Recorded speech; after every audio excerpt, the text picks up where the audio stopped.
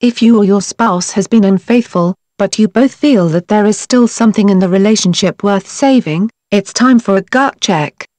Don't think that the road to save your marriage will be smooth or short.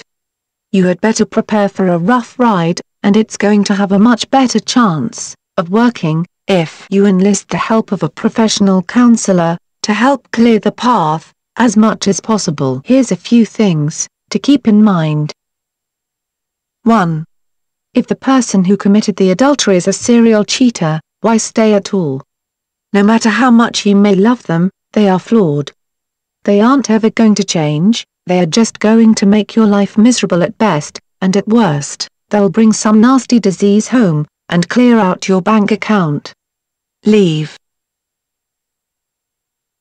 If this was a one-time lapse in judgment, and let's be honest, in the right circumstances, any of us could have one, then you might have a chance, but only if the offending party is truly sorry, and will, or already has, stopped seeing the other person.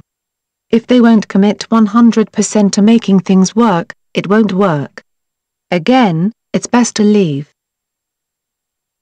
2. As hard as it may be to face, it might help if the two of you could talk openly about what they found so irresistible in the other person.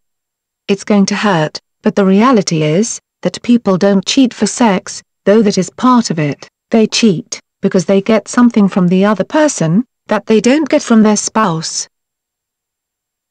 Sometimes it can be something real like feeling needed or loved. Finding out what the attraction was might help the two of you recapture something that has been lost in your relationship, something that you may not even have realized was gone. 3. It's very important to the long-term health of your relationship that the person who was cheated on can find a way to not throw it up in their partner's face every time there is a fight. And that will be hard. But unless you can truly forgive and forget, it won't work out. On the other side of the coin, the person who strayed must understand that it can take a lifetime for their partner to really ever trust them again. Also, the person who strayed has to own it. Period. Now is not the time to blame your spouse and use the classic line, "My husband just doesn't understand me." BS. You are every bit as guilty, maybe more so, in the failing of your marriage as your spouse.